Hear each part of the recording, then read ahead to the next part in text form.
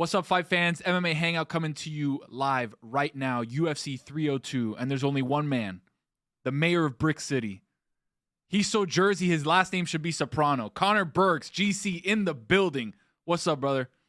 What is up, my man? I appreciate the intro there. Yes, the king of New York, the mayor of Newark, the sixth borough, as we call it around here. New York Times officially dubbed it. Got the Devil's hat on. We're repping. Got the Don't Be Silly, Jump the Gilly. We're feeling good, man. Life is good. 302. We've got an incredible June, by the way.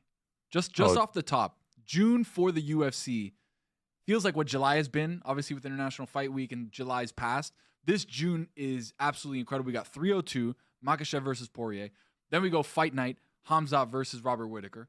Then we go Mac versus Michael Chandler. I mean, back to back. It's as good as it gets, man. I mean, we sort of had this lull after 300 because 298, 299, 300 were so stacked, and we kind of had to pay the piper on that one with 301 and a lot of Apex cards. Now it feels like we're picking back up. June is going to be huge. July, you got Manchester straight into this Abu Dhabi card that's been announced. Feels like we're going to have a lot of sick fights this summer. And 301, we kind of shit on 301, but 301 actually ended up being a pretty fun card. Oh, it was a fun card. I mean, in terms of like name value and like breaking into the mainstream of people watching, definitely didn't happen. But like it was a fun card. I'm with you. 302 at the Prudential Center in Newark, in Brick City. I was there last year for Aljo versus Cejudo. That was at the Prudential Center. We sat on the floor. The boy got, the press passes, walked through. It's crazy. Conner, I don't know if you. How do I get the hookup like that, man? What's going on? We're going to have to get offline. We're going to have to get offline on that one. But I got my people in Jersey, took care of me, whatever. But we walked in basically at the same time that they were announcing the main card. So, Baba O'Reilly starts playing, and me and my wife, who I brought as kind of like a production assistant, we both got the hookup. Dude, we are walking down the same tunnels where the fighters are walking out. And you walk out and look around, dude, 20,000 strong, screaming. The place is going absolutely nuts. You feel like an ant when you're walking out there because you're just like, the visuals are so massive. And it's gladiatorship, bro. It's like crazy. It really is. Like it's like you are a gladiator entering the Coliseum. It is nuts, dude. I felt like I was like, all right, I'm gonna go fight now. And then I saw it, and I was like, maybe not. Bilal Muhammad. All right, time to lock the cage door. And you're like, what, guys? Excuse me. Hello. Let's get to the main event, the lightweight title. The boy, you have it on the shirt. Dustin Poirier, one last chance for immortality, for gold, official UFC gold. Okay, I guess official. No interim belts. Interims. Undisputed title against pound for pound king right now, Islam Makhachev. This is a monster battle. A lot in the lightweight division has been happening. Do you want to give a little color to what's been happening in the lightweight division and why we have legend Dustin Poirier trying to get the official undisputed gold against Islam Makhachev? Yeah, man. I mean, it's really just a circumstantial title shot at this point. You had Arman Tsarukyan. He just fought on 300 against Charles Oliveira. He won, but he took some damage, so he couldn't turn around quickly enough to make it into this title shot. It would have been a rematch with Islam Makhachev. Then, if you remember, Dustin Poirier got knocked out into the ether back in July in Salt Lake City against Justin Gaethje, but then Justin Gaethje fought a 155-pound Max Holloway at 300. Epic moment. Ends up losing that fight, so now he's sort of out of the title picture. Dustin Poirier took on the massive fight against Benoit Saint-Denis, knocks him out at 299, and then it's just like, well, Islam Makhachev needs the fight. Who are we going to put him against? Superstar. Sure, he might not have the exact qualifications right now of getting a title shot. Superstar, Dustin Poirier, put him in there. One last go for the man from Louisiana. And like he has a chance to accomplish one of the greatest things we've ever seen in UFC, in sports history. I'm not even a diehard Dustin Poirier fan. I like him. I don't know how you can't like him. If he gets this done, I will legitimately be emotional. It'll be insane. And obviously he's been talking a lot about retirement. He's fought, 40 some odd pro fights. I think 30 some odd in the UFC, 31, I think, in the UFC. And I think this will be his 39th professional fight and his 30th professional fight in the UFC. Insane. Like, for those numbers, people don't last that long, right? Like, this is a OG of the game going in one last time against the guy who's an absolute Terminator. Islam had his toughest fight. Obviously, he's got one loss, that KO on his record. But his toughest fight against Volkanovski, the first fight against Volkanovski, where realistically, Conor, I don't know if you can back me up on this. What I remember from that fight is Islam on his back, Volkanovski on top of him, just wailing on him. Like that, when I think of Volkanovski, Makhachev won, that's what I think of. And then obviously, almost a year later, gone. Like off the map, Volkanovski gets KO'd by that head kick, and like Islam is cruising through a division that he just dominates everybody. Like minus 650 right now in the books for Islam. Do you think it's that big of a spread?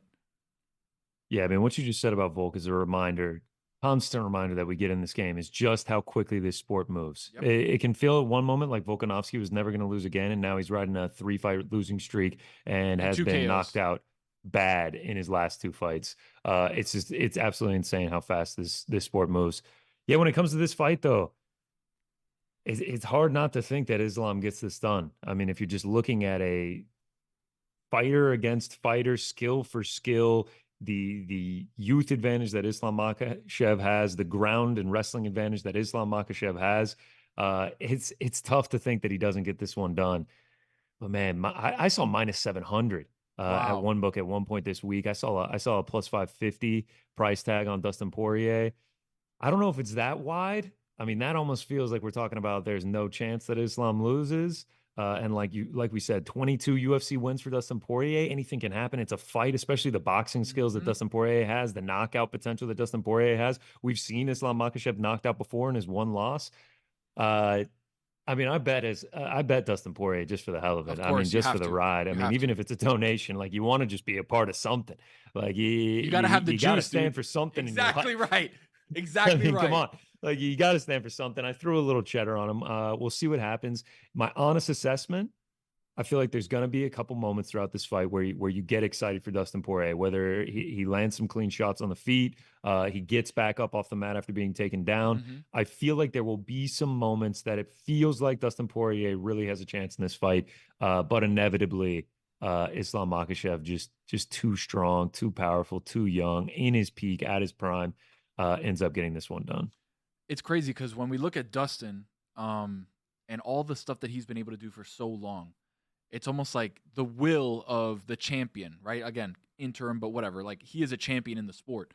The will of somebody like that to not fold, to not break against the toughest test in the division, right? Like Islam's been cruising against everybody. Like nobody's close. Khabib in the corner. Khabib's going to be there.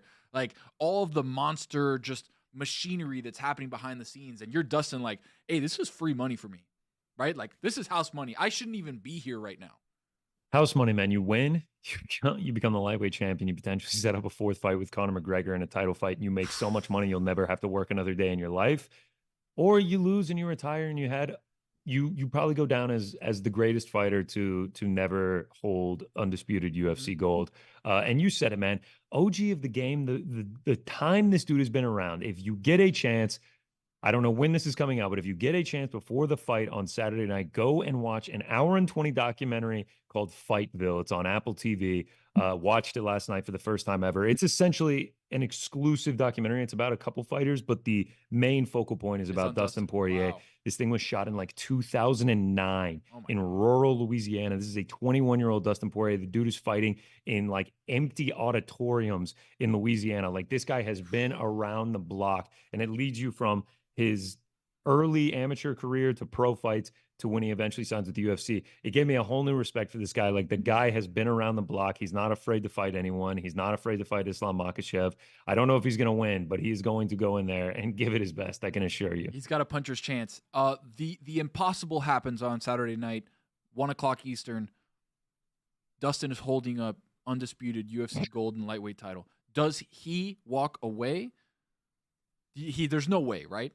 Absolutely not. Absolutely not. There is now you obviously do not walk away immediately. You have to play out the Conor McGregor versus Michael Chandler fight that's going to be happening just 4 weeks later. Because if Conor McGregor wins that fight against Michael Chandler, and I likely think if he's going to win, he's probably going to win by knockout. Emphatic, the Mac is back moment in Las Vegas. It's absolute insanity. He gets on the mic. Dustin Poirier. One more time. This thing ain't finished. It's time to go for a 4th, and I'm coming to take my belt back. and you get the biggest fight we have seen since Conor McGregor versus Khabib Nurmagomedov. It's the biggest no-brainer. You cannot lay down those new golden gloves if you win the title on Saturday. There's just no way. Now, if McGregor loses, I still think he stays alive in the division, tried to get at least a title defense under his belt, because the money, the pay-per-view points that this man will get are going to be massive. And also, where do you think his confidence is going to be at if he goes out there and beats Islam Makhachev? Exactly if he right. knocks out the boogeyman in BSD and then beats Islam Makhachev, he's like, age is just a number. I'm at my peak. I am now I'm going undisputed forever. champion. Yeah, like there's no way he's retiring. There's no way. Though the sickest thing ever is say he goes for the Masvidal Askren-esque flying knee, knocks him out, and as Islam's just laying there, just unconscious, he just takes the gloves off. He's like, "I'm done. Peace." Too much money to be made, Conor. You know that. Too much money to be made, buddy. We're going through all these movie. we're going through all these incredible scenarios, and like Islam's gonna get like a boring rear naked choke in the second round. It's just like the inevitable happened. Of course, let's move on with our lives. Co-main 5-rounder, former champion Sean Strickland middleweight division against Paulo Costa, who stood firm against Robert Whittaker, took some shots from Robert Whittaker, stayed up. How do you think this one plays out in a very interesting stylistic fight between Strickland and Costa? Absolutely sick fight. I mean, Costa has that Cheeto-esque chin where he can just eat anything. You really don't see him wearing it or anything like that. And he just will go through anything. Always moving forward, puts up insane volume. So does Sean Strickland. It's a beautiful matchup. I love the way Costa mix in the kicks. Love how he goes to the body. And over the 5 rounds, with how tough he is and how much power he holds and how much volume he puts up, I just don't know how he can't be a live dog. I don't think Sean Strickland's going to go for any takedowns. Think this is going to be a boxing match. Thinks it's going to be incredibly entertaining. And I can't wait for it, man. These top 2 fights, it's not that deep of a card, but these top 2 fights are must-see television. Absolutely. And then Kevin Holland, too. The Trailblazer back. Yeah. Big mouth. Back, baby. Come on, baby. Always good. UFC 302, Newark, New Jersey, at the Prudential Center. The boys, if you are in the tri-state area, go out to the live show. MMA Hour is having a live show at the Friday night. NJ Pack. Talk to him. Tickets in the bio. Let them know. MMA Hangout will be at Taurus in Coconut Grove. MMA Hangout live starting at 10 o'clock on Saturday. Guys, this is going to be exciting. Let's get it.